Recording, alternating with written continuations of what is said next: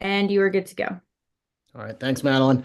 Good evening, all. This is the regularly scheduled March meeting of the City of Annapolis Maritime Advisory Board. We're going to go ahead real quick and just let everybody know who's here in attendance tonight. So start with myself, Mike Tomasini, Vice Chair, Frida Wildley, member of the board, Madeline from the City of Annapolis, who's televising all of this for us, Debbie Goslin, member of the board, Alan Miller, member of the board, Beth Bellis, City of Annapolis Harbor Master. And I'm not seeing if anybody else has joined just yet. So I think you missed me, Mike. Oh, and Hope Stewart, City of Annapolis. Thank you, Hope. Anybody I missed? Ross Arnett. Oh, there you are. Ross Arnett, Alderman Ward 8. Jake Iverson's here. Jake Iverson, Watermark Cruises. Thanks, Jake. There's a couple people waiting in the waiting room. Duncan, you have to accept the prompt to come on as a panelist, and then you'll be able to turn on your audio and video. Got it. Duncan Hood, member of the board. Rick Nelson, I'm here. New member of the board. Very good, Rick. Hi.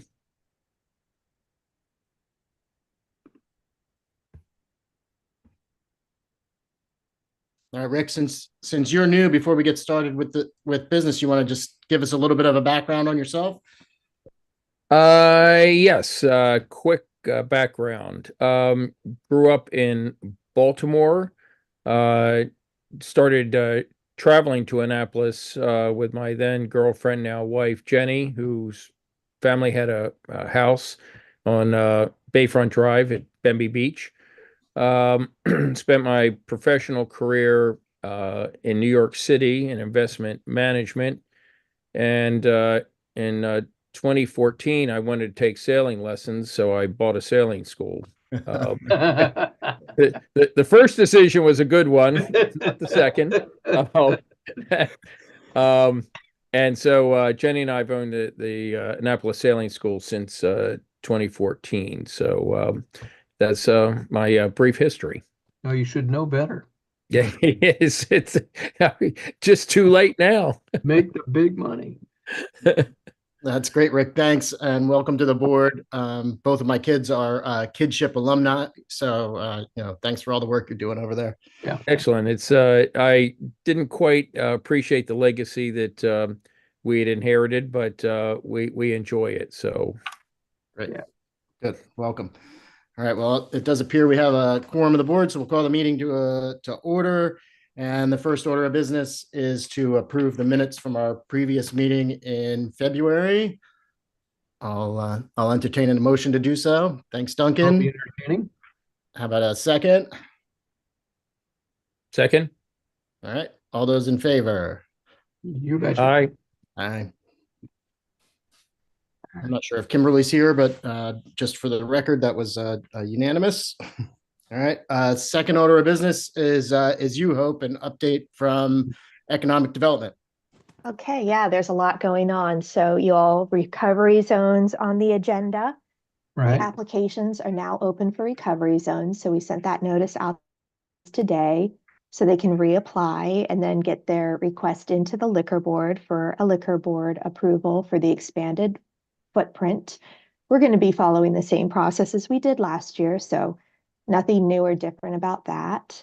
We had a meeting last month with some maritime businesses with Anne Arundel Workforce Development Corporation. As you may know, the City of Annapolis, or the City Council, gave us $50,000 to put towards an apprenticeship program. So the discussion based around workforce needs, kind of challenges, what businesses are looking for. So workforce development is going back, taking those ideas and putting together some ideas for an apprenticeship program that will support businesses and residents in the city. The maritime reporting letters went out in December. You see, Steve is currently making adjustments to the 2022 reporting process, which was requested by the Planning Commission recently. And now we're just working on getting the information from this year's reports. Got it. Any questions? Yeah, so far on the request from December, are we getting better response rate than we got in 2023 after 2022 announcement? Don't believe so, Got but yeah, Steve hasn't actually, I don't know the response rate yet for 2023, but he is going to start following up with them. But Are we yeah, I talking think it about, remains on par. are we talking about that item on the agenda now, or are we gonna get Yeah, back well, to it? since I'm talking now, we might as well. That Yeah. sounds fine. That sounds Yeah. fine with me. I mean, we're on the subject. Terry had given us a little bit of homework. Yeah. Watch Stephen's presentation to the Planning Commission, and I'll let others give their own opinion. But it seems a little disappointing at the level of participation in the reporting function, at least. Which I mean, doesn't necessarily fall on the city, but Right. we can do something to make sure that we're getting the information. Sorry to interrupt. I No, just that's wanted to get to answer that before. So one of the biggest challenges that we have in reaching out to these property owners is, the information we get is from SDAT. So a lot of times the information could be just some LLC, some real estate group. So they're not the easiest people to just email, call, follow up on. Yeah. It's a challenge, and we're talking to the property owners, not the business owners. And the business, that could be, it's just a challenge trying to reach people sometimes because they could live out of state. They're just it, it it's not like trying to reach out to local businesses. Yeah. And can we just go back a minute and remember how that all took place and developed? I mean, there was a large impetus for a call for a zoning review for the Maritime. It had been part of the comprehensive plan for decades. Right. And the Maritime landowners were looking for relief because they had certain percentages of maritime versus non-maritime. I know you all should know this, or probably know this. There was a legitimate, decades in the making argument for reviewing the maritime zoning. And I know Ross is very aware of this. And what actually developed was not just a review of the maritime zoning, but it also added public access. And I believe there was water use sharing as well that never really got dealt with. I think the people in the task force were appointed, perhaps by Ross. I don't remember exactly who, but what ended up was something that really, from my perspective, as a maritime business owner in the city of Annapolis, a marina owner, did not help the landlords. For the WMI, we went from 0% non-maritime to 5% non-maritime, with the additional obligation of having to file a report, which, after listening to the planning commissioners meeting, I feel like could only be used against you. And we also have the privilege of, if we use the incentives that are available, paying for that use into a fund which supposedly was designed to market the maritime business. But as somebody who also has been very involved in marketing my own business, I really questioned the value of that use of my, our business's funds. So I guess one of the things that really I heard in that planning commissioning meeting was an attitude against the property owners. I mean, this was supposed to help them.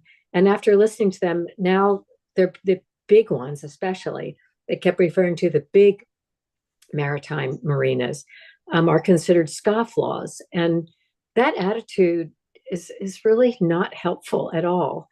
And I feel like it's important to say that. The commissioners I don't feel, have maritime landowners best, in mind. It was very disturbing to me. That's my take on it. That's a good take. Thanks, Debbie. Go ahead, Ross. Alderman Arnett, do you have a perspective on that? Yes, so several things. One, when we passed the legislation, it was not assumed that replying to the survey was voluntary. It was assumed that everyone was going to do it.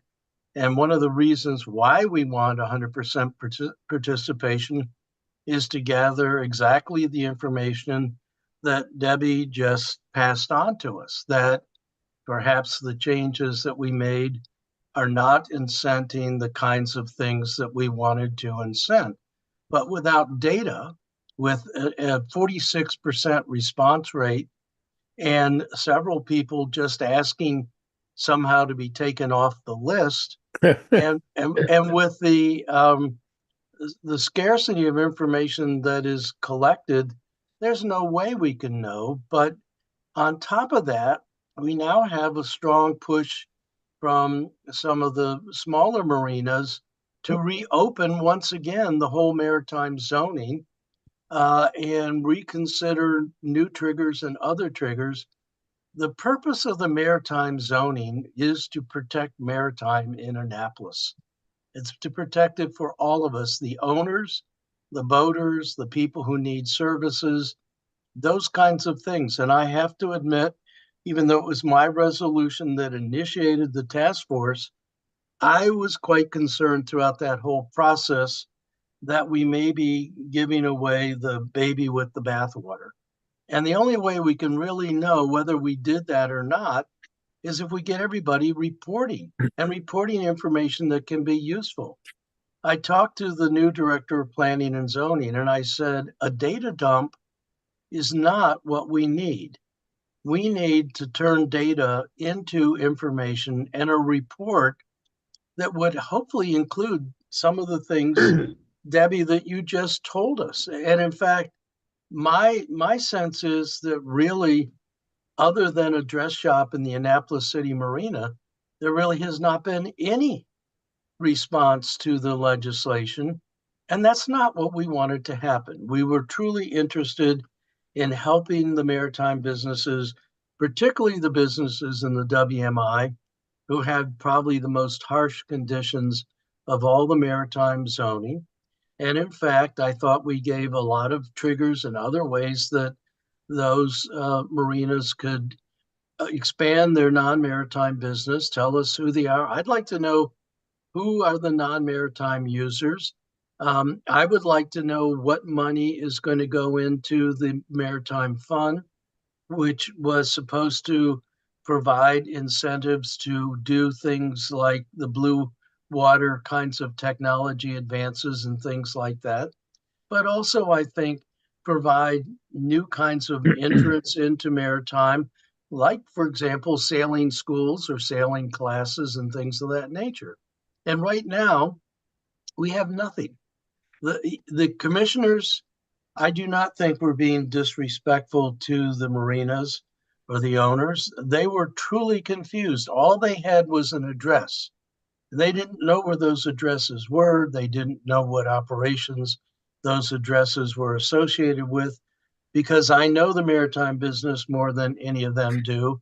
I knew where some of the addresses were and what big maritime operations and small maritime operations were being impacted, but they didn't. And that's because they got a data dump, not a report. And I don't blame them. And in fact, I encourage them to want to get a true report. Did we accomplish anything with that legislation? And if so, is it so meager that the juice wasn't worth the squeeze? Are there other things that we need to consider? I believe on the city council, I mean, the mayor owns the mayor's deputy dinghy and his pontoon boat, but I think I'm really the only mariner on the city council. I've been a mariner for most of my life. I've sailed all over, like many of you, all over the world. And I want to see maritime a success and protected in Annapolis. I don't want to see it converted into restaurants and office space and more condominiums along the shores where people cannot get to even see the water, let alone access. And without information, we just can't do that. And so I am going to, and I am being pressed very hard by a certain attorney in town to reopen the whole maritime legislation, which I am not inclined to do until we know what we did with this last foray. But more importantly, because I think that it's even more watering down of the intent of the original 1987 legislation to make sure that there were some maritime services and businesses available on our waters. And so I am very disappointed and will not be accepting a data dump and considering some legislation to make it known that participation in the data collection is not voluntary. If there are problems with the way the questions are asked, I want to know about that. If there are things that we need in order to make a more full-fledged discussion, I want that. But I would really like more than the survey. I'd very much like exactly the kinds of information, Debbie, that you just gave us. And I'm not sure we really have the vehicle ready for doing that. But there's a lot of pressures and there's very little information. And I believe we're going to have to fix it. Another thing that Stephen Rice said is this is not a point in time measure. It's whenever the reports come in. Well, how do we measure change when we don't know what the data are for? So, I mean, I think there's, and it may well be a shortcoming in that we weren't specific enough when we passed the legislation. I thought Terry Lomax did a good job of drafting that reporting requirement. I thought it was a real potential safeguard for the maritime, but it isn't working. And I'm not faulting Stephen or Hope either. I'm not sure that we've given them the resources that they need. I talked to Chris Jakubiak and said, Steve and Hope are both trained economists and they have professional credentials. An administrative thing like collecting this data may well be something that we need to contract out. We need to get it more rigorous and we need to get somebody to go knock on doors and get that information. But I can tell you, without having this information, I'm not going to be very inclined to reopening the whole process again, as some are pressing to do, because I don't know what we accomplished with this last effort. And I would agree that very little was accomplished in the last effort. That was my thought when it was happening, and I still believe that. And it was the actual maritime landowners that were really calling for the review. It wasn't the individual businesses who were tenants. It was the landowners. And I hear you say, yes, you want to help maritime and support maritime. And we all do. That's why we're here. That's why we spend time on this. But the fact is that there aren't as many maritime businesses as there used to be in the city of Annapolis. Many of them don't have to be. I mean, I can go over again the whole decades-long rationale for why it was finally decided to review the maritime zoning. But getting 5% doesn't help. I mean, I think I could have rented a closet to a non-maritime person, and for that benefit, I get to file a report that, Ken Upton has his offices at Annapolis Landing Marina, and he is currently a pretty large tenant there. Would the current property owner, who's not me anymore, be concerned that that maritime designee for him might be taken away? I don't know, but there's fear. And if the people aren't responding, it could be because they're not getting it. And it also could be because of fear that the city's going to do something with the existing tenants they have. Also, this legislation has not been in place very long. There are leases that are in place. It takes a while to find tenants. And I think you have to give it time for, if there's any success involved in it, you have to give it time for people to find those tenants and then report on them. So Debbie, your point to giving. I don't fault Hope or Stephen at all. I think they did the best with what I don't think any of us do. Yeah, right. And so that's what I was thinking. I mean, especially after listening to Alderman Arnett and you, Debbie, and your thoughts. This is the second year. This clearly, it hasn't been quite what we hoped, you know, I don't know how to say it any other way, what we hoped it would be. We have a chance now to maybe regroup and like, can we regroup Alderman Arnett maybe to make sure that what we are doing is, you know, how, if we're doing what we need to do to get the information that we need, if clearly what we're doing right now isn't working, we haven't gone too far down this path. So I think the answer is we must regroup. It's not working.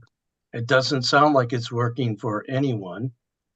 Debbie, you talk about the specter of the city doing something. I think the entire thrust of the task force was to loosen what were, in particularly the WMI, very rigorous restraints, and a lot of the things that were put in there, like having a travel lift and having X number of land use spaces to put boats up on the harbor, and all of those kinds of things were very specifically, and I think very much driven by the WMI.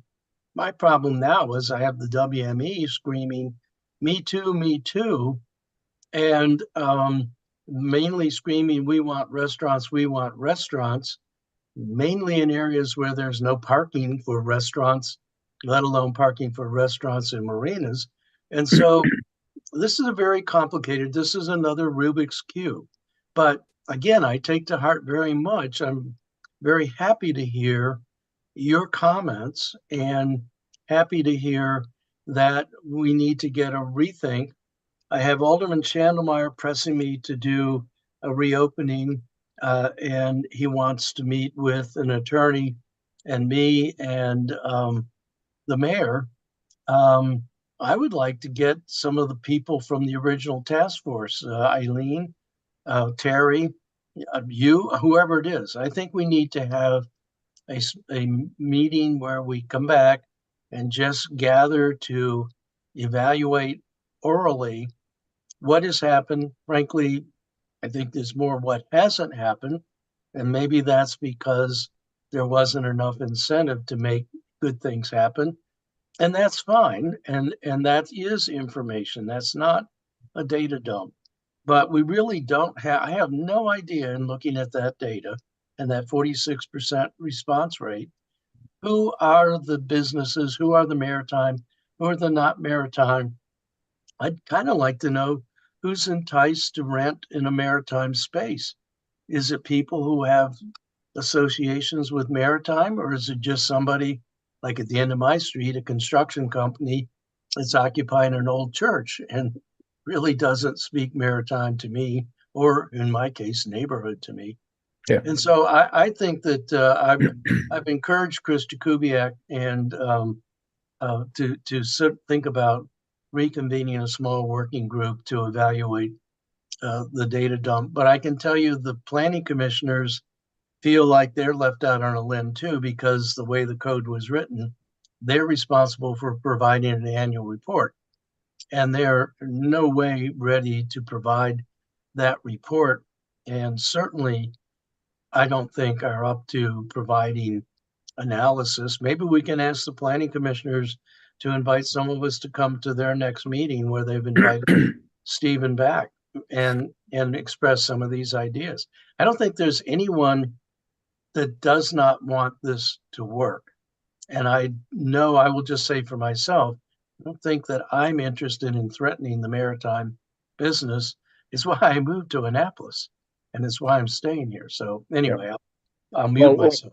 One thing I might say in watching the whole task force evolve in its recommendations, originally I know that Terry was doing a survey, I think at the behest of Mayor Buckley, in terms of businesses on the south side of Back Creek.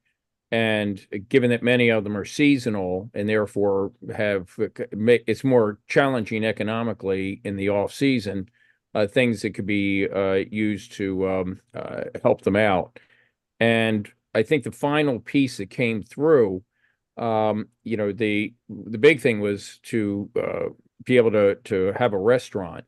And the fact that, let's say that I might know how to run a sailing school certainly doesn't mean I know anything about running a restaurant. And having a business that has a 10% margin and is risky in its own right, I didn't think that that was a great solution. It doesn't, to your point, Ross, it doesn't speak maritime to begin with, and it's not a great solution. And it certainly favored the businesses in terms of if you have a 30-ton travel lift or 20,000 square feet for boat storage, it favors businesses that perhaps actually don't have as many challenges in the off season. So I think it was a well-meaning attempt, but it probably fell short for the smaller maritime-oriented businesses. And yeah, I think you're right. Having a survey and first knowing who all those businesses are is important, and then what uses are being made of the properties, and then things that can be crafted, things that I think the original task force, or at least the different constituencies, I know, let's say access to water by the public were a goal of it. And there's perhaps different ways that can be achieved. But so I think that in the end, it got kind of trimmed down to something very narrow, and the lack of uptake. In fact, there are no new restaurants as I can see on the south side of Back Creek. So I don't know if any are planned, but anyway, it didn't seem to make anyone too happy. Agreed. So Ross, just background, because I'm not a property owner, but I am a tenant. It's my understanding that some properties, at least in the WMM, were already reporting to planning and zoning on an annual basis about their usage of maritime tenants under the old regulations. Is that not the case? There was no requirement. But you didn't have allowance for non-maritime tenants in WMI. So in the places where they did have non-maritime allowances, did they have, I mean, there must have been some enforcement mechanism to not allow them to exceed that percentage. Did the WMM tenants who had the flexibility already have to file something with planning and zoning prior to the new legislation? I think so, although there was this odd category that Stephen brought up, which was restaurants that don't count in the Maritime, which I think is referring to Carroll's Creek and to the Chart House. So the WMM is clearly a very different maritime zone. All four of the zones are different, one from the other. Yeah. And they have different needs. And it was, again, the fond hope that one of the things the data collection would do was to help highlight that. I've talked to Rod afterward, Rod Javins, about restaurant and why he wasn't jumping into it. And we both agreed if Maritime has a low margin, restaurants have an even lower margin. And quite a short life, many of them. 5 years is a long run restaurant. So when you're already in a business with low margins, why would you want to put at risk putting in a new business that has even lower margins? And that's not for me to answer. What we were trying to do was to make that possible, and then it would be a decision of the owner themselves. And I was curious as to why Rod hadn't jumped onto it, and he explained to me he was not sure that there was the bang for the buck yet, and he was taking his time to analyze it. So again, I'm glad we're having this dialogue, and it's all useful information to me. And I will be the one on the council that will be driving further legislation and further discussion. But I do think a place to start might be with planning and zoning, and in particular the planning commission, because right now they have an onus around them to report, and I want that report to include evaluation.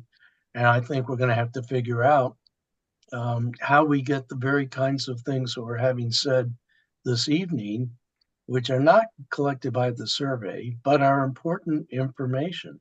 And I have been talking with Chris Jakubiak about this. It's not on the top of our list because we have the comp plan and soon the budget to deal with, but I mean, this is part of the branding of Annapolis. Just like I was talking to Jacob, the Harbor Queen and the boat shows, but all of the maritime availability is why people come here. They come here to race, they come here to cruise, they come here to enjoy the Annapolis waters, and we want to make sure that when they come here, they're going to be able to enjoy it, but they're also going to be able to get services. I don't get holes in the side of my racing boat anymore because I don't race, but I sure loved it when Bobby Muller was open and I'd come limping in on a Saturday to get a fix so I could get on the water again Sunday morning. Bobby loved it too. Right. But that's to me, that's what's so great about Annapolis. You have those kinds of services, and I would hate to see Muller Marine changed into a tiki bar, restaurant, and slips. Yeah. Hope, you were saying you're having trouble getting this, and Ross, you're saying you don't want a day to dump this. What is the solution to actually get this data? Do you actually have to call these people or I figure out think, who owns it and then call? yeah, I mean, if our challenge right now is getting information from property owners, what we're going to do, and what we'll have to do probably if we continue going down this road, is, finding out the property managers for each building. If we can't figure that out first, we'll have to call the tenants to figure out the property managers, convince them we're not scamming them, then call the property managers and hope the property managers are able to get in touch with the owners of the building. So that's sort of the system, the approach we would have to take. And we're talking 47 properties that are required to provide these annual reports. True. Man. Can you get that from land records?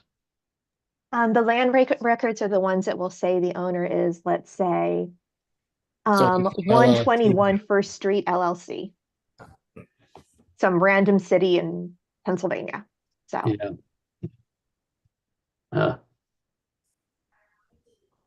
All right, so it might make sense, Ross, and I'm gonna put this in your lap to maybe reconvene a couple of the people from the task force, a couple of the property owners, and a couple of the big maritime tenants, and try and figure out, all right, what do we have reporting wise, and how can we help the city get the information that we need, so that at the very least, the planning commission has a more solid report, and the city council has some more information to go on, right? I agree that's more than necessary. I also think that the survey as constructed would never help us get to the point that Debbie raised, which is that a 5% incentive is not the bang for the buck. And I certainly did hear that from various sources during it. I think that overall the task force was trying to be cautious. I'm writing a paper on the comp plan using the Hippocratic Oath, first do no harm. And I think that we wanted to be very ginger and careful about how much we opened up the whole process and diluted. I mean, it is absolutely the case that this legislation was to dilute the 1987 legislation and ease the restrictions. And when you do that, you're automatically saying you're not going to have as much maritime.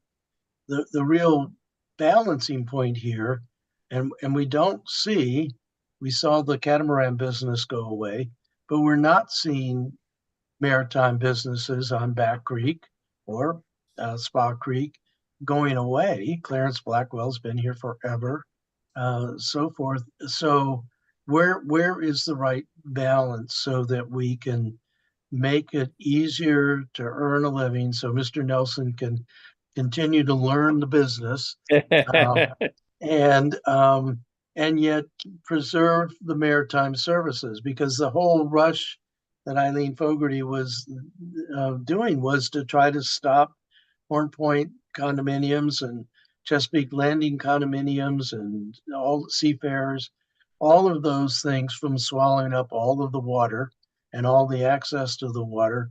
But also, I'm worried about Safe Harbor and Mears because their business throughout the rest of the world is big condominiums surrounding party time pool and also having to have some slips. I live a half a block away. That's not what I want in my Yeah, neighborhood. I hear you on that one. There are ways to do that. They have to have permits to build those, and you can certainly deny the permits. It's not zoned for that.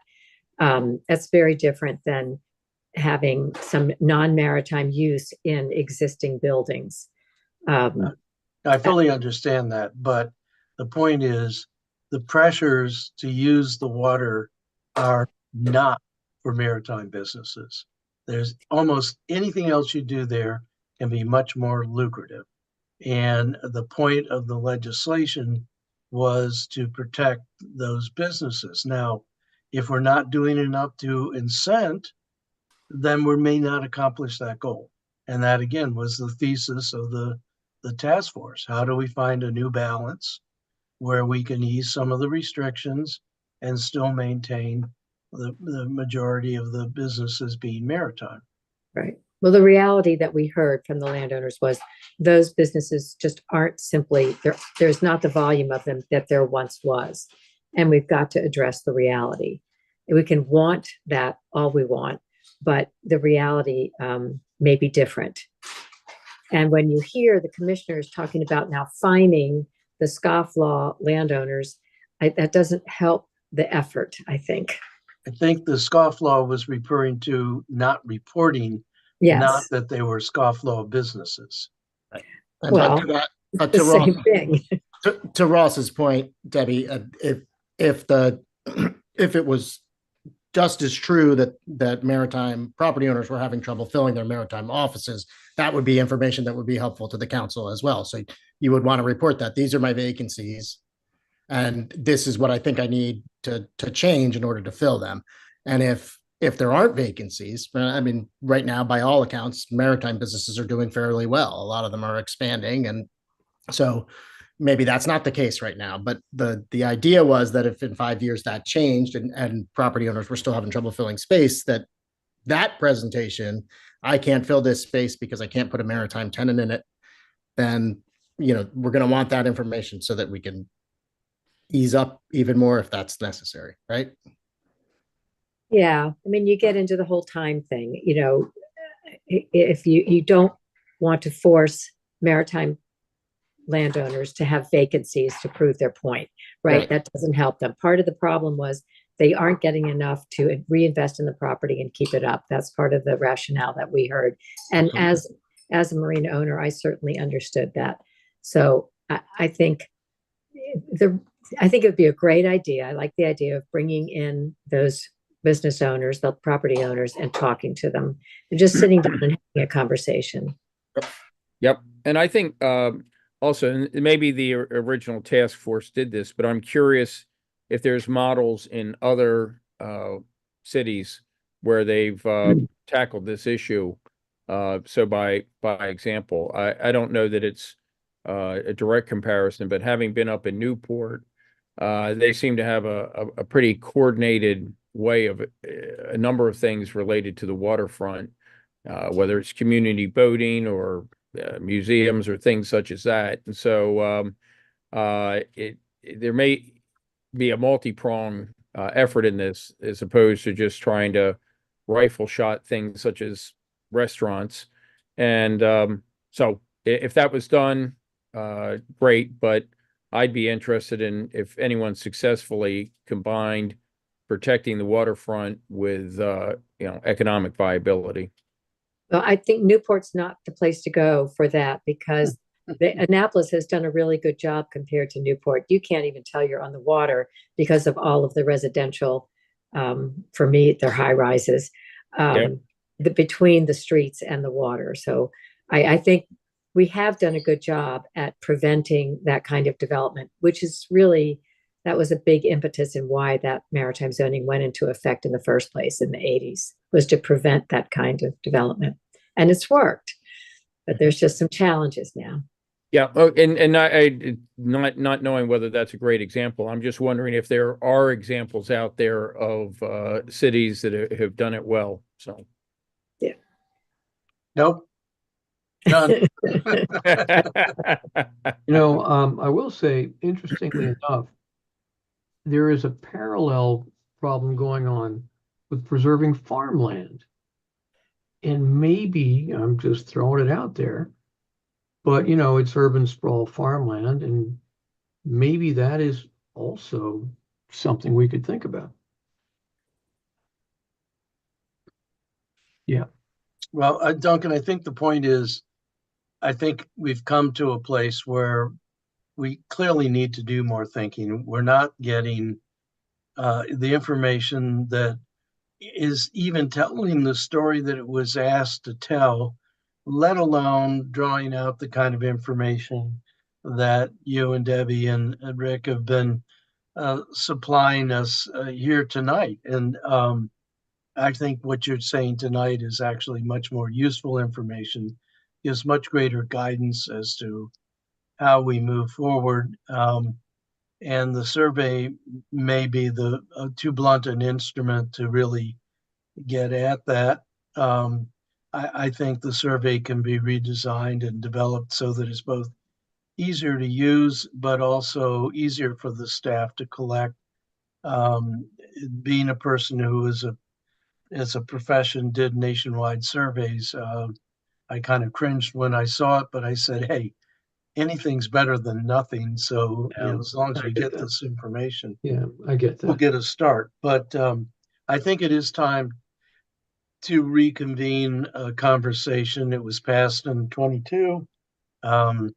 We will hopefully have some kind of information for 23 and 24, although not sure it'll be identifiable by annual and give us much indication of change. But um, the whole point of the data collection was not only to let us understand what happened, but also to see what kinds of money were going to go into that maritime fund, which was principally to expand new kinds of maritime businesses.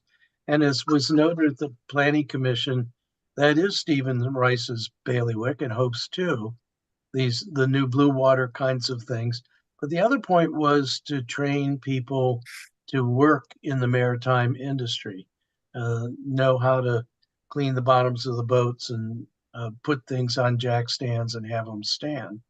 Yeah. So it was rich with good ideas for in funding. And again, a la other communities, maybe this is something where the city, if it wants to keep and maintain its maritime gestalt branding, will have to think about budget kinds of things, either tax incentives or some kinds of grants that can be applied for, things like that. And that speaks to the point you were making, Debbie. And we just don't know because we don't know where we are. But I don't think there's animosity. And I can really pretty much assure you that the commissioners were speaking out of frustration with the data they were looking at, not out of animosity towards the maritime businesses.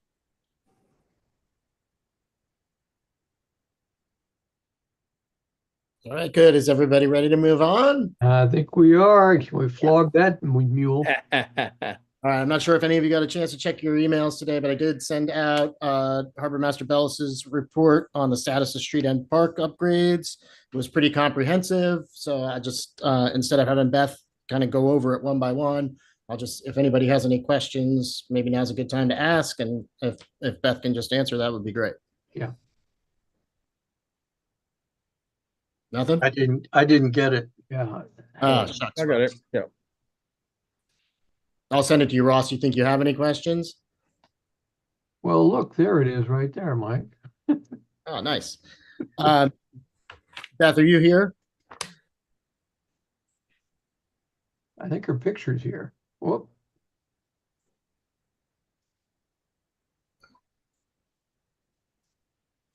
I can't hear you.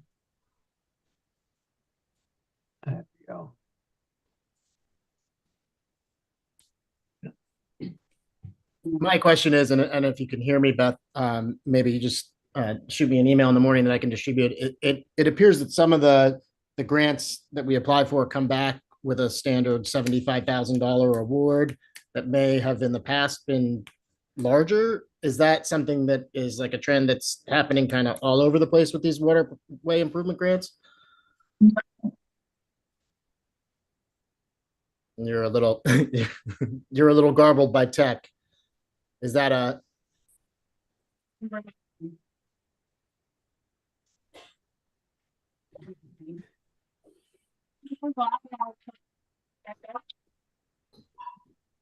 I can't Yeah. I can't hear you at all. Anybody else hear Beth?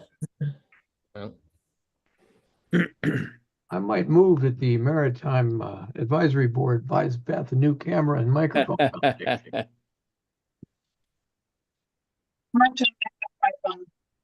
Maybe just a new microphone. All right. Well, if you just shoot me an email and that way, if we know if it's something that's City of Annapolis specific or if it's just the way the DNR is going on this stuff, that might be helpful for the board.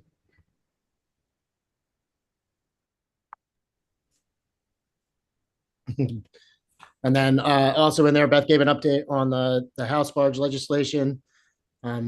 Anybody have any questions on that? I'm looking at her right now, Mike. And Ross, I'll send it to you now so you can read it.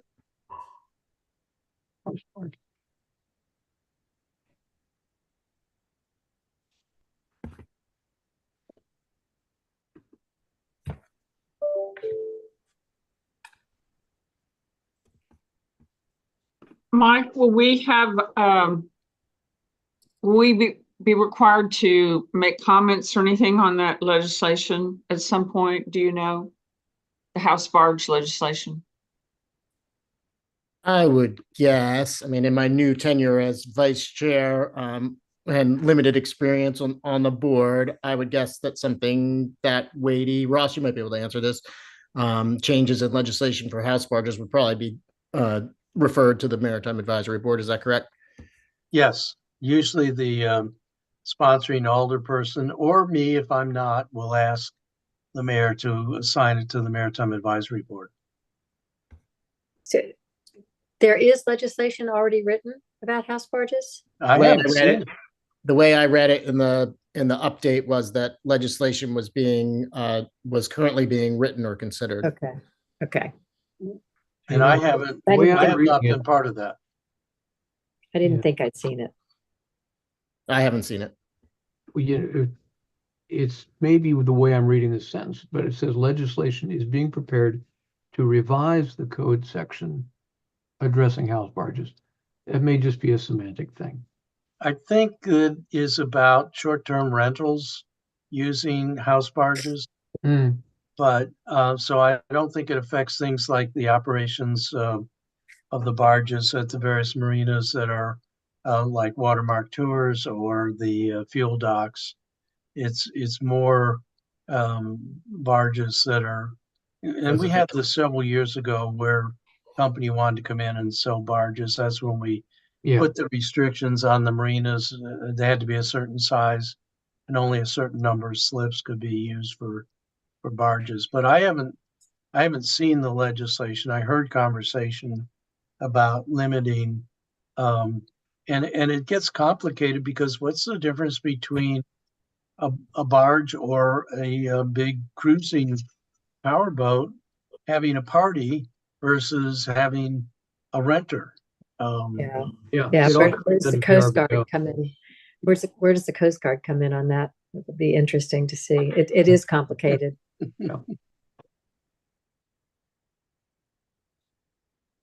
But looking at that, Fire wants to get a new rescue boat. Maybe they'll police it. nice. But looking at that particular paragraph, it's the stuff that we have talked about in the past, so I don't have any changes to it, Mike. Good. All right. Item E was 3623 harbor line adjustment for President's Point. It doesn't sound like either from Beth or a quick text from Ross this afternoon that has gone anywhere. Actually, I think they went scurrying back after comments from the MAB to redraft. I haven't seen anything new. I was told that they withdrew. That would be interesting. All right. Am I in? Can you hear me? Yes, it Yeah, was. that's much better. Oh my gosh, I'm so sorry. That was so frustrating. I had a lot to say and I couldn't say it. Well, that is frustrating. Good grief. So can we backtrack for just a moment? Yeah. So we were speaking about, good grief, remind me. Street ends. Street end parks and the grant administration. It seems like we're applying for 250 and we're getting awards of 75,000. Is that because they're now staging it? Is that something different than's happened in the past? No. So we did get 75,000 for 2 or 3, I can't remember, street ends for dredging and like architecture and engineering. And then we're also getting, we hope we're getting 250,000 for a couple of street ends.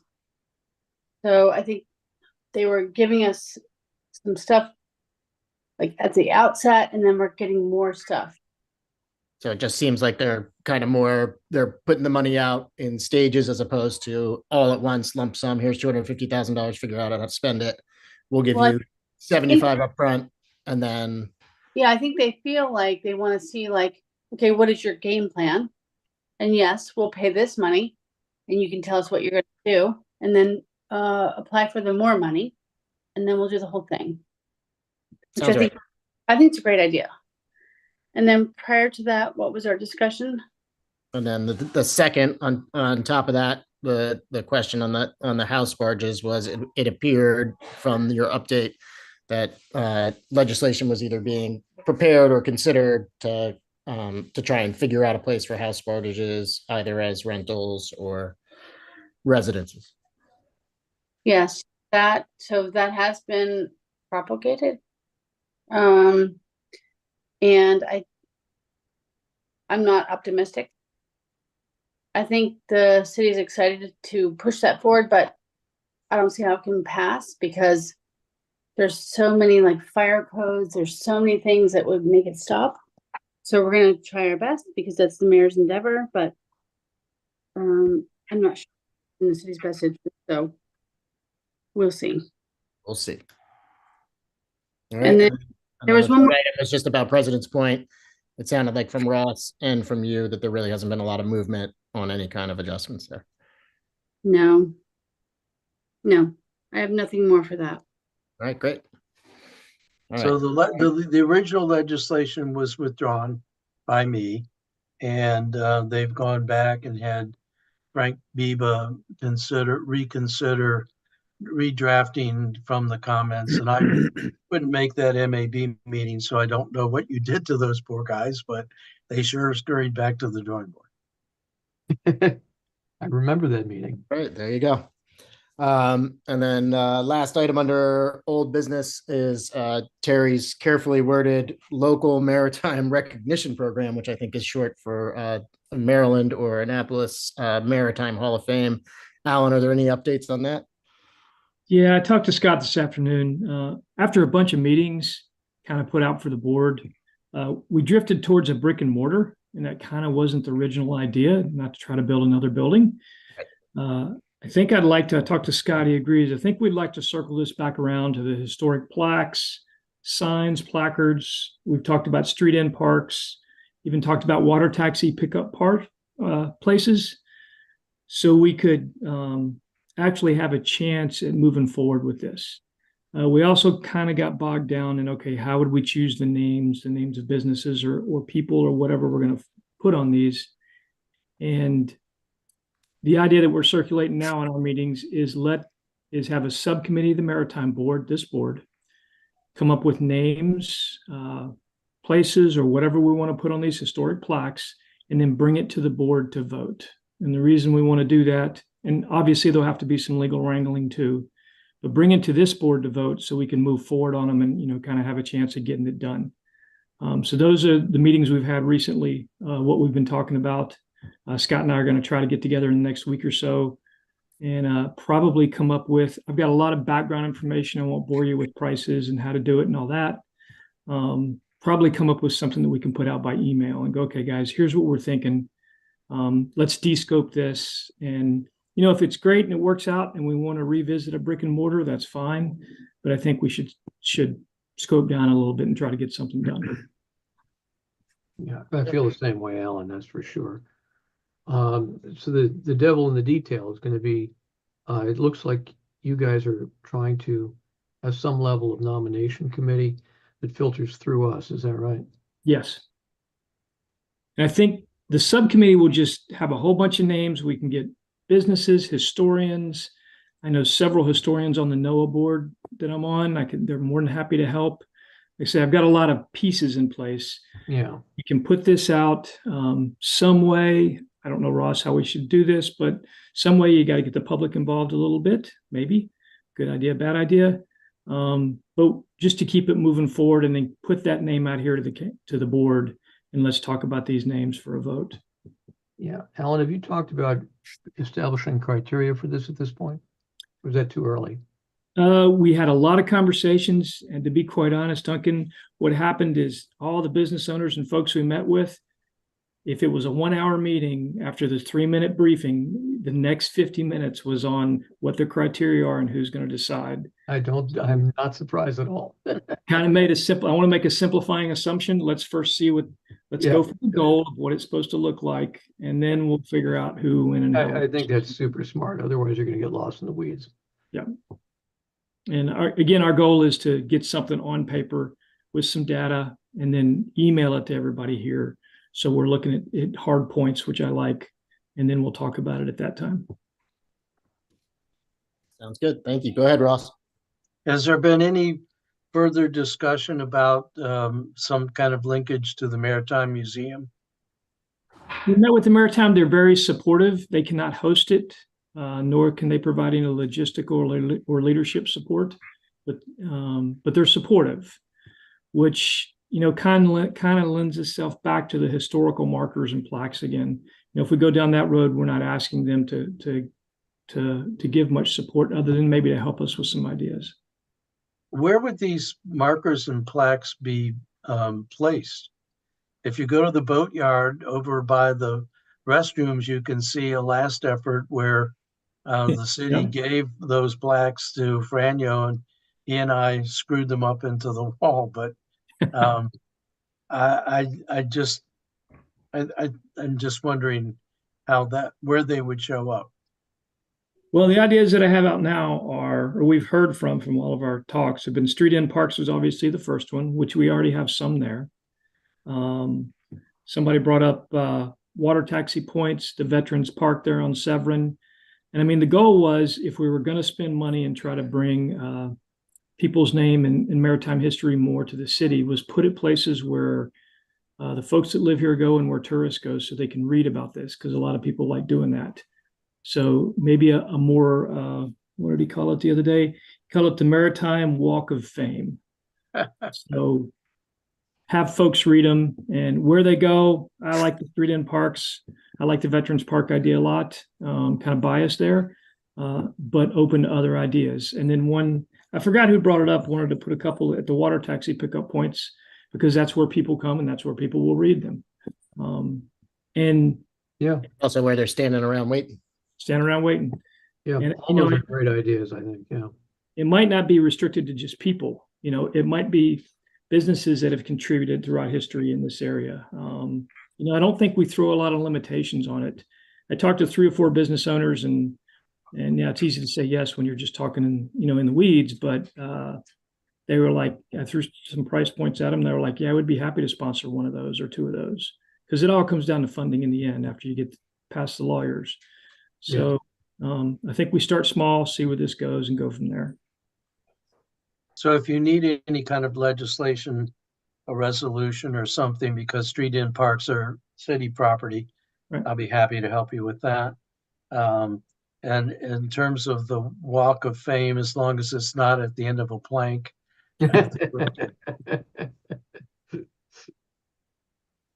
All good. Thanks, Mike. All right, thanks, Alan. All right, next up on the new business, item number A is City Dock Pump Out Facility. I'm going to give just a brief background on this because it touches on a couple of agenda items here. First was 4A, which is the Maritime Industry Advisory Board from the county. We send a representative to their regular meetings. And their schedule is up. So, and Terry's also circulated a schedule for us of who's going to attend. So I'll just do that real quick. I looked at it today. The next meeting is June the 24th, which would be Andy Fegley's turn. Then July 29th, which would be Debbie's turn. Then September 30th, which would be Peter Trogdon. And then Alan, because you didn't get to go to the one in January, you get to go to the one in November, which is November 18th. Lucky boy. Those meetings are scheduled 5 to 6:30. They're virtual, and you can get the links off of the Anne Arundel County website. Hey, Mike, yes. sorry, is it definitely the 29th because of July? Because I remember them saying it was the fourth Monday, not necessarily the last Monday. Yeah, well, I just looked at the schedule that they published online, and it's 29th. That's the day that they had it come for. Now, I'm going to guess that if they have information that comes before them or things that they feel they need to weigh in, they might schedule meetings for the other months. But the current schedule has it down as the 20th. Okay, can I switch with somebody? I will be here on the 22nd, but not the 29th. I can just reach out via email, but. Sounds good. Thanks. All right. And then at that meeting in February, which was my turn to attend, there were two items on the agenda. They had a fairly robust participation. The first one is one that really doesn't concern City of Annapolis, but interesting in its nuance was the county is considering zoning changes to allow for certain flexibilities in what they call the community marina districts. Legislation is MA-1B. And it was basically trying to find a way for these smaller community marinas that exist in pockets of the county to have what they call a caretaker structure in addition to a main residence. A lot of these are like private properties with residences on them already that have marinas of various sizes. And the hope is that in those places, they can zone it properly to allow for, a dock master type employee to have on residence place, an on property place to reside. And some of the sticky points that they discussed were whether that then allows everybody else in that area to then also put a secondary property on it and what the restrictions should be. So it was a lot of time dedicated to that issue.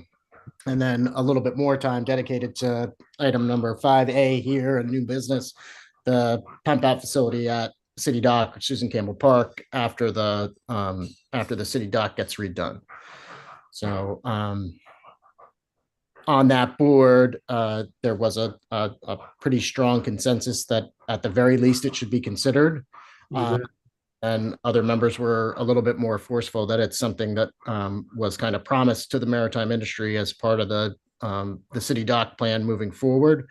So I'm just going to open it up, let everybody give their piece. It was included in Beth's the city's position or the harbor master's position was pretty clearly indicated in the update that I sent to everybody. So go ahead. Anybody have any questions? This board said several times over the last, 3 or 4 years of discussing the City Dock project has supported having pump out at the dock. And it was my understanding, of course, verbally, that the city was going to install it. And Bryce Turner, who is the lead architect for the plan, was aware of that. And the city supported it then, from everything I heard. That's what I remember, yeah. Yeah, but we definitely, this board has supported it. And I think even in writing to the city, I don't know what has changed since then. Well, I will say for us, Deb, you're absolutely right. And for us as a maritime hub on the Chesapeake Bay, for us not to have pump out facilities and to also be enforcing a no pump out area, what good is that? Especially since the city was very much behind creating a no discharge zone. That's my point. Yeah. Well, I'm new to this discussion. Beth made objections in terms of the odor, the difficulty in pumping down in high tides. So I'm not sure what the merits of those arguments are. Well, we never had that problem. I mean, all the marinas are required to have them now. We have them at the fuel dock at Annapolis Landing Marina, and they're used all the time, and it's not an issue. And is that the objection, that there might be an odor? Well, it's certainly in the report we're reading, but for me, the bullet point, the only bullet point to me that really makes a lot of sense is whether or not our existing sewer can handle it. I can't answer that. I don't know that. If it goes to Back Creek, it can handle it. Yeah. I do have a question about if the sewer system can handle it. The pump out boat that exists now, I question the size of that tank, and if it is pumped out, if it's say 500 gallons, is the sewer system able to handle that capacity? Well, I can answer that. So it's generally not able to handle that. So when we try to pump off the 300 gallon tank, if the tide is high, it doesn't work. It goes back into the bay. And so this was our question to the engineers, and they said like no, we don't think that'll work. And so we can't get an affirmative answer to that. But there's room for improvement. If we're digging up city dock, isn't there room to install newer lines that could hold this capacity? The engineers are saying no. Is there a report that says that? No, but there's a woman that's an engineer. No, that can't work. And from our experience, we also say no. We've tried to pump off and it goes out into the bay. Hey, and they're not planning improvements there, and the sewage is too old and they can't fix that. Beth, can you explain how the tide has bearing on this? Is the tide above the intake of the pump out? Is that what it is? I can't. Okay. I'm just curious, Sam. I can just tell you what my experience is, and we can't pump off. And then they said, like, no, we can't fix that. When you say we can't pump off, I'm sorry, I'm just not following who we is and where you can't pump off. So our team can't pump our boat off when the tide is high in the winter. So typically we don't pump off there, but we only pump off there in the winter because we have no other spots. And then we try to, if the tide is high, we cannot do that because it will go out into the bay. What are your options when those tides are high enough to become a concern? What are your other options for pumping out the pump out boat?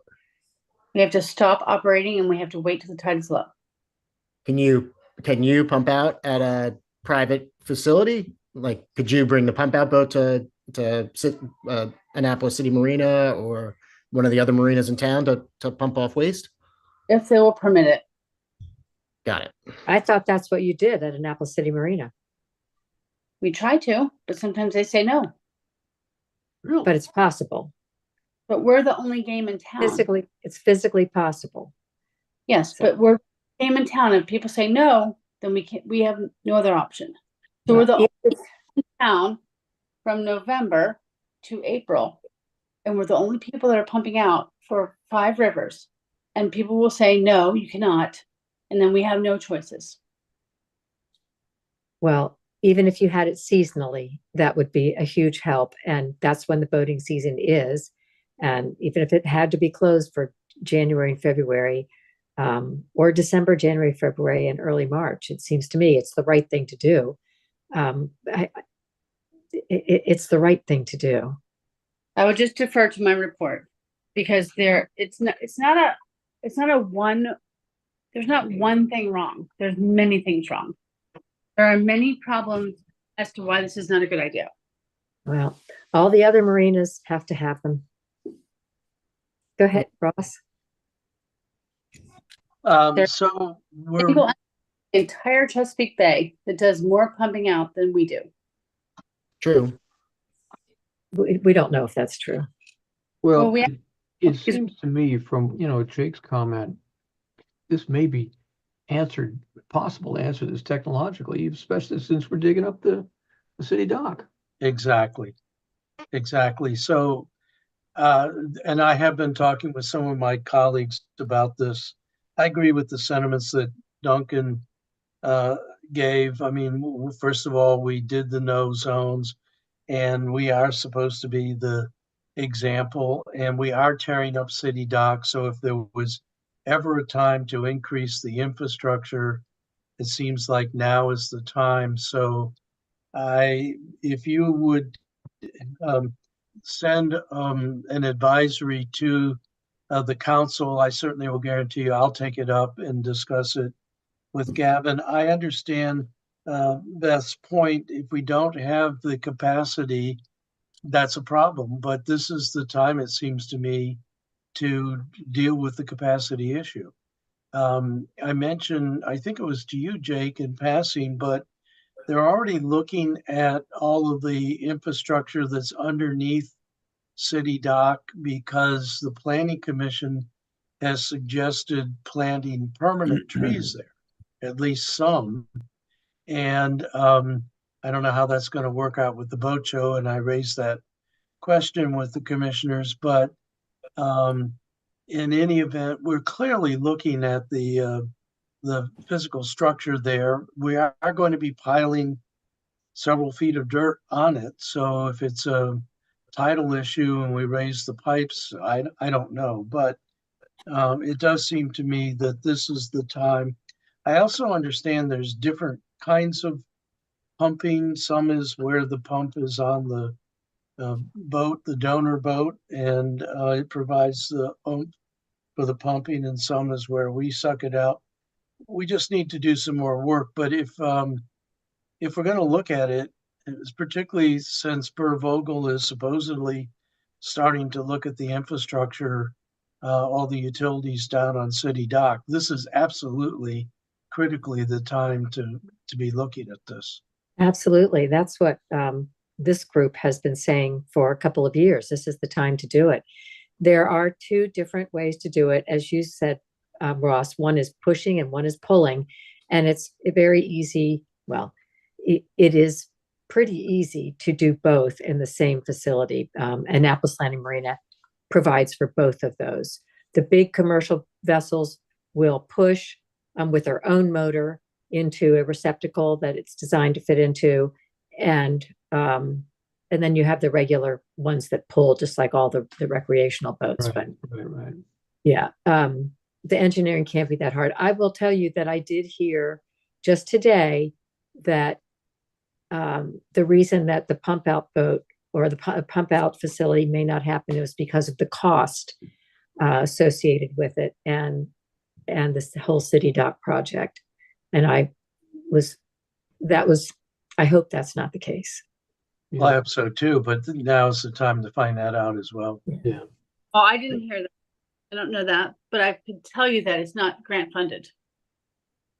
Yeah, and I didn't get that impression from the meeting that we had, Beth, that finance was the biggest part of the problem. And in fact, some of the infrastructure involved seemed to be kind of an afterthought cost wise, minus the design issues to make it work properly. I don't know what cost looks like, but I can tell you that it will not be grant funded.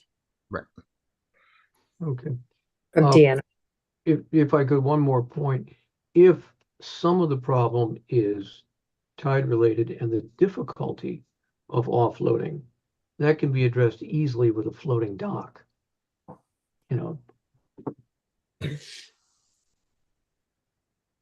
Anybody else want to jump in here before I make a suggestion? I have a question about the grant encumbrance. Beth, thank you for sending me over the list of the 17 pump out stations. Can you talk about that grant encumbrance on those 17 stations and how it affects commercial vessels? A little bit, I can.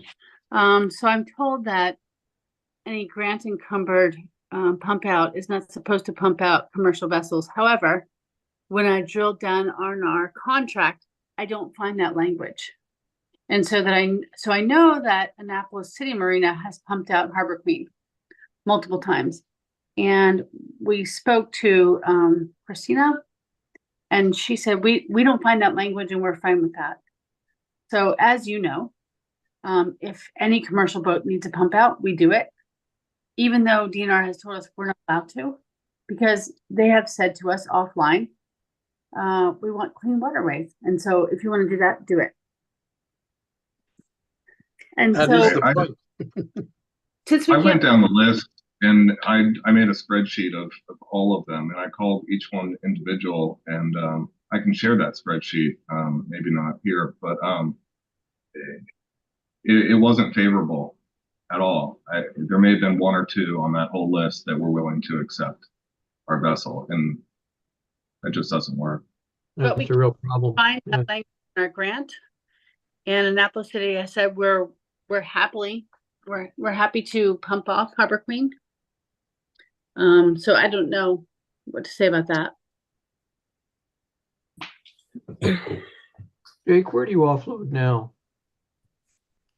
So for Harbor Queen, it doesn't go into effect until July 1st, 2025. So we are putting tanks on that boat this winter to be in compliance.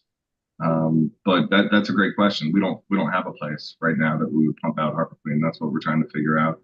And I think with the city dock construction, it's the best opportunity that we could have. There was a point in Beth's report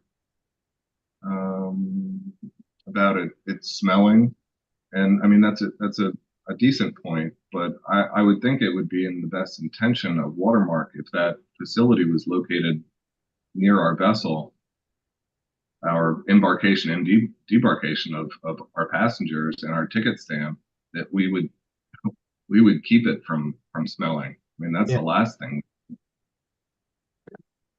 That's good incentive. Yeah, I'm not sure you can do that. Beth, you're more than welcome to walk down our dock at ALM. We have the exact same thing that we would need over at City Dock on our docks, and they don't smell at all. No. It's innocuous. You would not even know that there was a pump out receptacle there. Really wouldn't be a question for me to answer. It'd be a question for my team to answer. It seems to me that the engineering should not be that challenging. And again, it seems to me like there's a lot of unnecessary pushback for these vessels to be in compliance. I mean, you know, as discussed in the application process for this no discharge zone, it was said that there would be the infrastructure in place to help us be in compliance, and I don't understand where that dropped off. It seems like it just dropped off in the past 3 months. Yeah. Well, what I would say in summary is that my report was approved by the deputy city manager, and so if there's someone that doesn't agree with that, it should probably go above my head. Which was going to be my suggestion. I don't think that the pushback is necessarily coming from Beth. Beth is providing us with logistical background on, you know, just how waste is offloaded on recreational commercial boats. You know, the city hasn't necessarily asked us for our opinion on this. It's kind of come to a head as a result of people being concerned that it's dropped off as an item that's to be included in the redo at Susan Campbell Park. I was going to suggest, based at least on the consensus in the room, that we ask the chair, Terry, to basically reiterate our position that at the very least, the consideration of a municipal pump out facility be considered at the city dock, and the necessary infrastructure improvements are made to at least include it as part of the design. Completely agree with you on that one, Mike. Buddy? Yeah. As do I. Yeah, I think that maybe if if Terry puts something down formally in paper that says, this is kind of the opinion of the board. We've had a long discussion on it. We've talked about the merits and the potential drawbacks of providing something there. And it goes to the mayor and the city manager and the deputy city manager. I think that gives us a more hearty discussion. Would you agree, Beth? I do, yeah. But I would ask you send it to the council too, because many times we see none of this. All right, good. And I think the council were insisted upon the no pump out zones.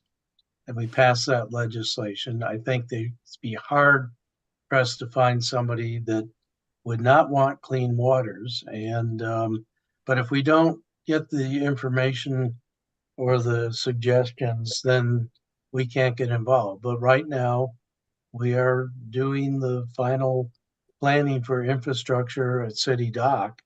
And if we don't do it now, then it really will be much more expensive. Yeah, and the fact of the matter is we're saying, come to Annapolis and hold it.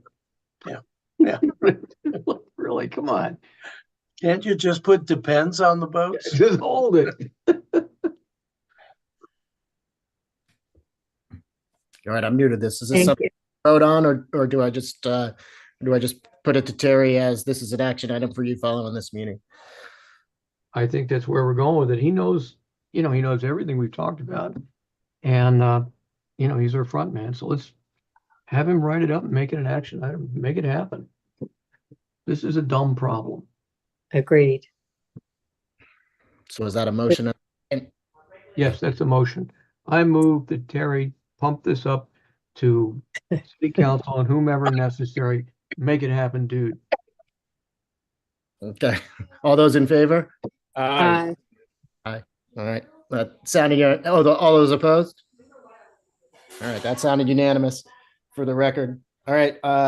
Next item up for discussion, ordinance 02-24, adjustments for hours at Tolson Street and Tucker Street in West Annapolis. Anybody not familiar with this ordinance or what it's attempting to accomplish? Hey, Beth, this is in your report. I'm reading it's the very last paragraph about Tucker Street. I'm not exactly sure I understand. Is that to match what's going on at another place? Truxton. Is that set to match Truxton? I have to check and see if I can remind myself. Yeah, it's the last paragraph of your report to us.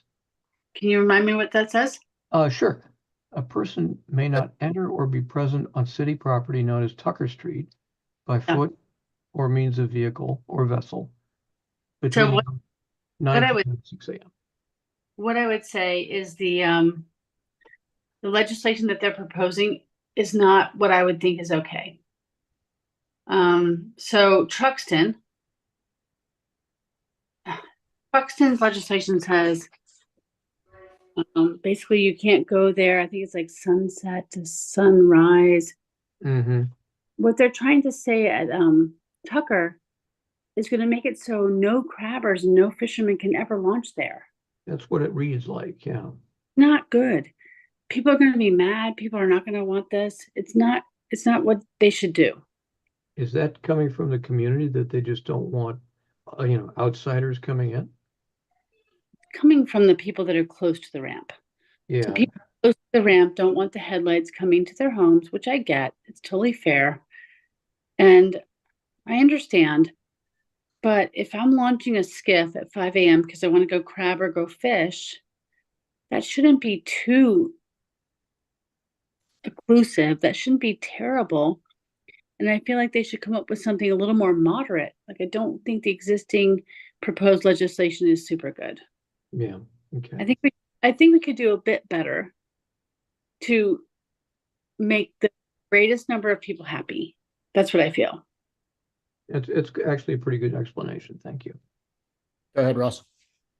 So I totally agree with Beth.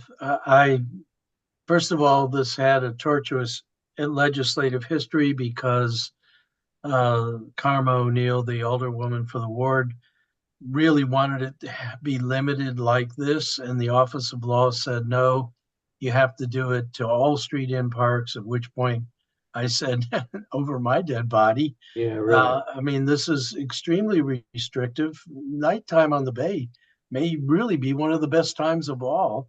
In the But summer. you can't, if you're out and you're coming in late and you need to come to a street in park, you can't necessarily control when that would happen. I think Karma is responding to pressure from a vocal minority, and I unfortunately think most of the council, only 4 of us live on the water, and so waterside, so it's not really terribly important to 4 of the older persons. Yeah. I'm trying to figure out because Karma's a colleague, Karma's a friend. I need Karma's support on some of my legislation, so I'm really trying to figure out a way that we can finesse this. And I can't say it any better than Beth did. That this is really contrary to using Annapolis waters, and Yeah. I think everyone's heart is in the right spot. I definitely think everyone's heart is in the right spot. However, there are so few ramps, and I totally feel West Annapolis pains that they don't love that they have that boat ramp there, but they do have that boat ramp there. And I think we need to be sensitive to what the people on that street feel, but we also need to realize what the greater good wants. And we need to find a proper balance, if that makes sense. well, unfortunately, the proper balance is to let people use the ramp Yeah. anytime. Yeah. And that's a tough one, having to answer to a lot of very noisy vocal constituents. I know exactly what Karma's feeling, but the council is on record of trying to espouse access to the water. And the new comp plan is talking about access to the water. And this just seems very antithetical to that. Absolutely. I think we've never been more in step, Ross. I think we're in step more than you think, Beth, but you're absolutely right on this one. We're 100% in agreement. Yes, I think so. Is there an action item that has to come out of this? Yes, there is an action. This was referred to us, so there is an action item that comes out of this. Part of, I'm not sure if you had a chance to get down into the weeds on the staff report, but it basically says that parks are used pretty heavily, and the department does not support limiting hours, and believes that it's best to handle these types of maybe nuisance issues, we'll call them, on the department side rather than on the legislative side. I'm not sure if that's something you agree with, Ross, or not, but where it generally says is if this particular park is a problem for loitering or loud noises or loud parties, then the department can more aptly respond to it than being forced to respond to it for these 2 parks specifically.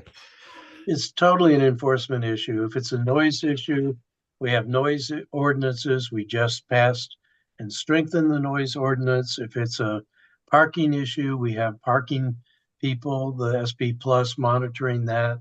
If it's a trash issue, we can have people monitoring that. I think this is more of an enforcement issue, but my God, we're a city on the bay and have been for 600-700 years. Yeah. Does SP Plus monitor parking there too? Yeah, they're not doing downtown, so now they're doing surrounding areas like they enforce in Ward 8 and other places. Premium Parking is doing all the stuff associated with the Hillman Garage and City Dock, but SP Plus is now doing enforcement elsewhere. And so, as a positive step, I can report that we're getting ready to put license plate tag readers at both Truxton and Tucker Street to provide a really good deterrent, because if you don't have a permit and you're launching there, then you will get a $200 ticket. And so we're hoping the proper signage and the license plate tag readers will solve this problem or curtail the problem. And I'm working closely with SP Plus to make sure this gets implemented quickly. So how would that work, Beth? You just, as you drive toward the ramp, it automatically reads it?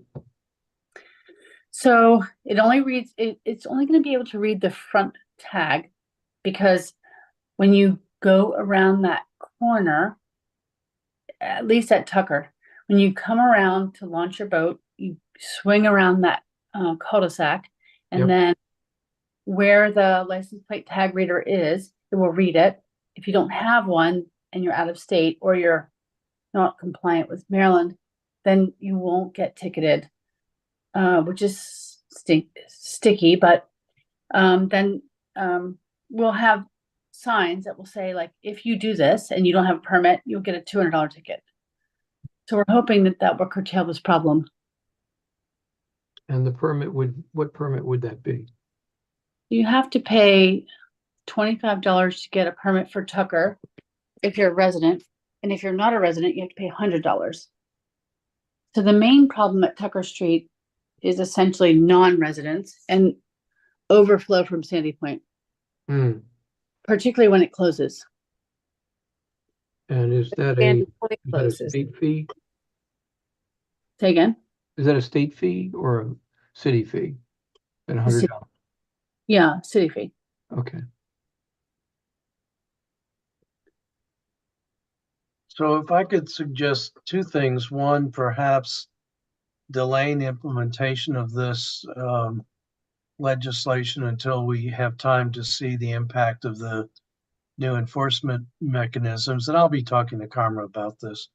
But also, are there any other possible ramp sites that we could be thinking about around the city? I mean, the problem is we just have two. I think that's right. It's the Achilles heel of the entire Anne Arundel County. Like, Anne Arundel County does not have enough boat ramps. Yeah. It's kind of crummy. It's one of our worst things. It's one of our hardest things. And it's not just the county, it's everything on this side of the bay, except, I mean, Queen Anne's County has plenty, but we don't have any. From here to Baltimore County, we have hardly any ramps. And it's hard in the city because you just don't need just the ramp to be able to launch the boats. You need the place to be able to park 40 feet long of a combined vehicle / trailer and multiples. The better the facility, the more space you need. That's why Truxton works so well and why Tucker's probably been problematic over time.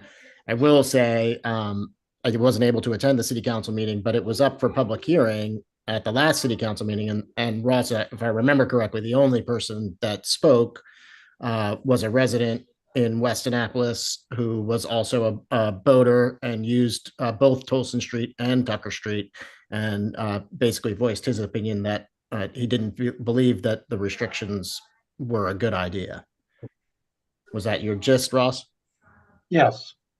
I don't think anybody does, except for a handful of people that, and I'm having the same thing with parking for restaurants in Ward 8.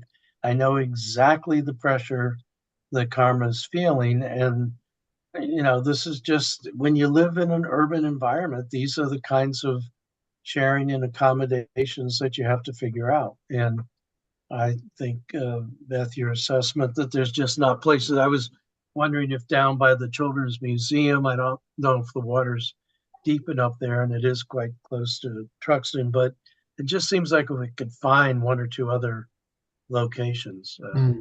Maybe where the electric ferry is going to come in and out on 5th Street. But that's not a tight spot. There's plenty of room there. Yeah, Oh, yeah. Let's do that.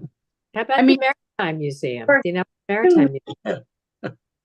Even moving north, we just have like Fort Armistead, Sandy Point's great, but people don't want to go there, but the city doesn't have that much.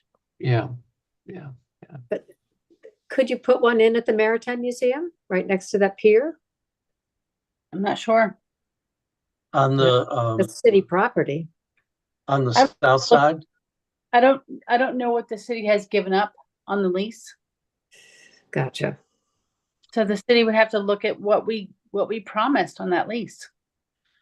So what about at Cars Beach? We're putting in a new pier there. I mean, that's not a big space, and we have the new Moore House for the Blacks on the Chesapeake, but maybe that's another place that we could think about. Cars Is Beach that- would be very, very expensive because we have to have an attenuating wall because we're bayfront. So we could do it, but it Yeah. would be hard because you need this huge attenuating wall, and that would be tough. And many novice boaters are not going to want to launch there because you're right in the bay, and that's scary. You know, Ross, your idea, I know you kind of just threw it out there, but the Children's Museum, that's right down by the Wayland Field, right? And Yeah, that- near there. yeah, that's, you've got the fueling facility, then you've got the road that goes all the way down to like a little power station and a little lagoon area. It looks like it might be pretty good. It's mighty protected up there in Spa Creek. Yeah, and we're doing Hawkins Cove, and again, it's shallow and it's got environmental issues, but I guess I've never put my mind to trying to think about ways we could increase the supply. Yeah.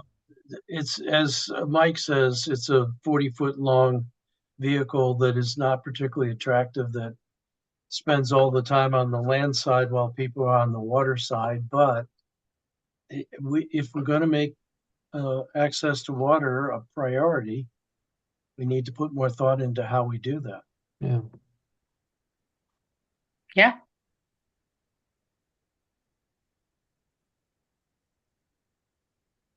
All Well- right, anybody else want to chime in? I'm kind of leaning towards if we're taking an action on this, either to be in the positive or not recommend, that I think we're aligning ourselves with the staff report.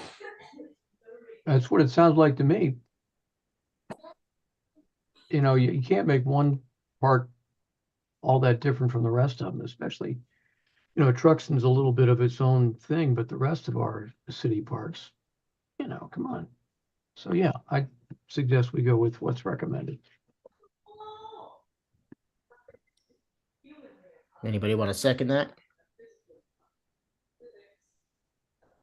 Okay, well, that didn't go anywhere. No, Frida seconded it. I'll Wait a second it. All right, so motion on the table is to make a recommendation non-favorable to this legislation based on our agreements with the staff report from the city. All those in favor? Aye. Aye. Anybody opposed? Now, that's the way democracy is supposed to work. All right, find my way back to the agenda here because Terry stuck us with a long one. Yes, he did. All right. We did the Maritime annual reports, which is good. Terry was supposed to update us on the comp plan. Ross, briefly, it sounds like the city, the comp plan was presented to the city council, and now we're in that kind of 60 to 90-day review period. Am I right on that? Is it 90 days? You are correct. I would say it's accurate to say that the main focus of the comp plan is on more housing, more density in the city. And by my nose count, there's some reticence on the part of the council. We need more explanation about where the density is going, how dense it's going to be, who it's for, because it does seem like it's largely for people who don't live here now.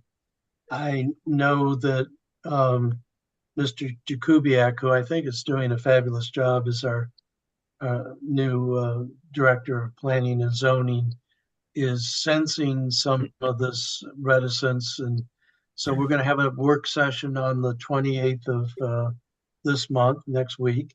And we'll continue to have council work sessions probably every couple of weeks until we sort through all of the different aspects of the plan. It's very, very big.